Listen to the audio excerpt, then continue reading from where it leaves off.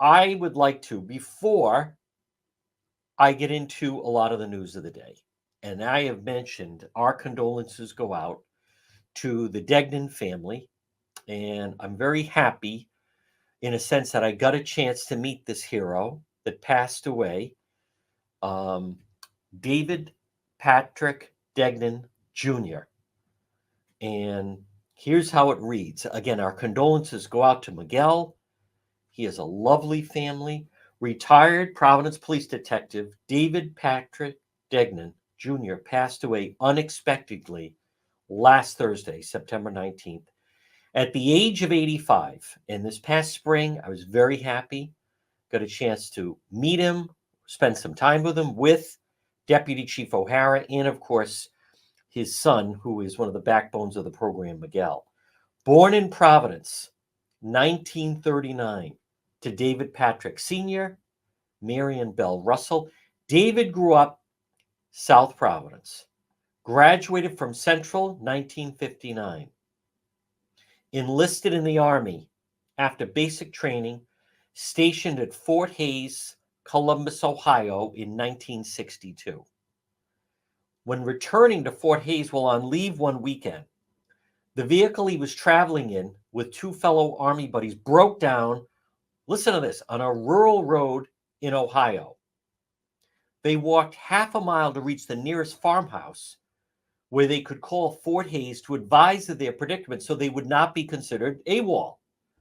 There, he met his wife of 60 years, Sharon Ann Bing, who he married October 12th, 1963, 2 days after being transferred from active duty to the U.S. Army Reserves on October 10th.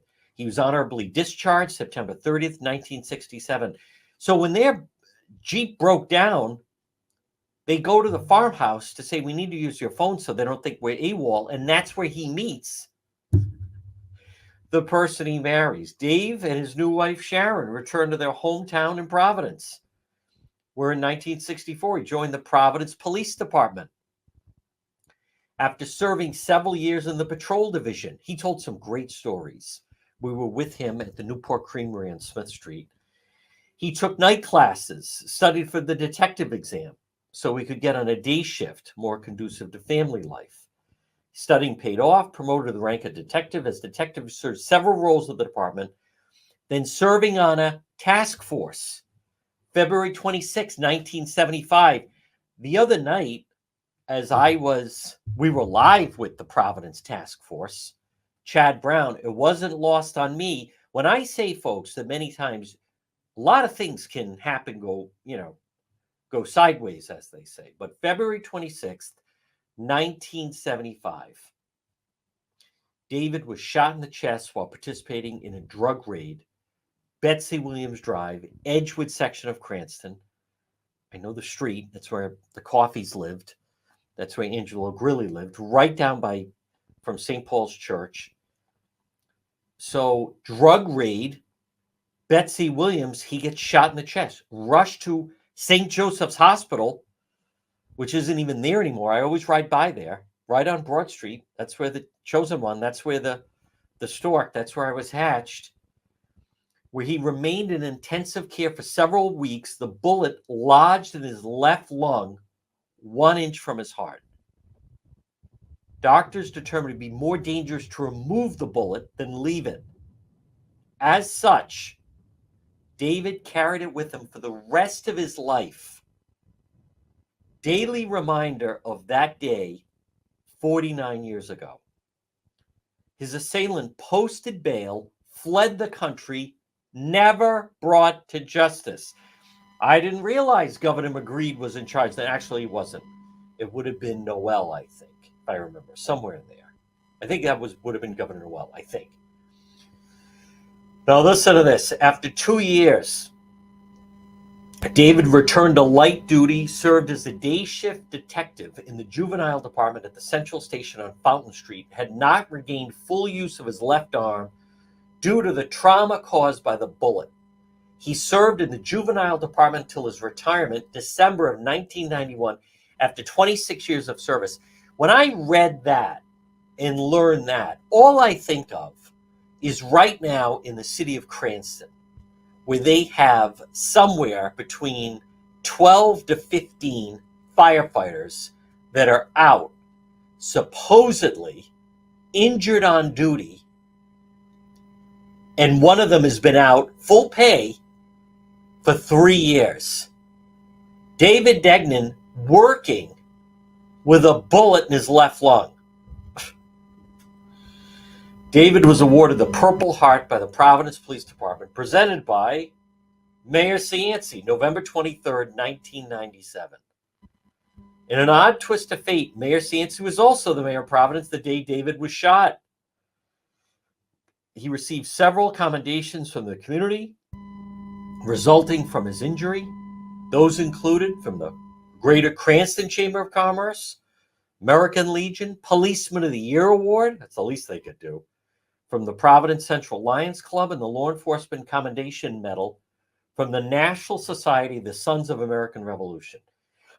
Since his retirement, David has led a life of leisure, taking day trips with his wife, serving as an usher collector, St. Pius Church, engaging in several hobbies, most recently spending Sunday afternoons having lunch at Greg's restaurant with his two newest grandchildren, Muriel and Olivia.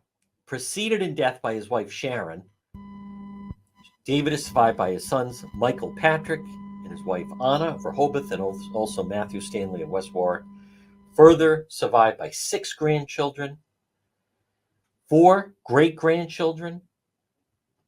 So in lieu of flowers, the family requests donations be made in his name, and I'm going to make one, to the FOP Lodge No. 3 charity, Cops for Kids with Cancer. So Skeffington Funeral Home, and again, we salute David Patrick Deignan Jr., who passed away last Thursday. Folks, one of the reasons I wanted to mention that is because to me, it also, not only is Miguel such a valued member of the program, which he is, and such a dear friend, but as I mentioned, this past spring, I had the opportunity with Deputy Chief O'Hara to spend a couple hours in an afternoon, and the stories were just remarkable. Especially, they used to, there's a lot of things of police. They used to have to, phone in that they had a suspect, and they'd bring them over to where they were. It wasn't, that they didn't have the, everyone, it was the old, you were on foot patrol.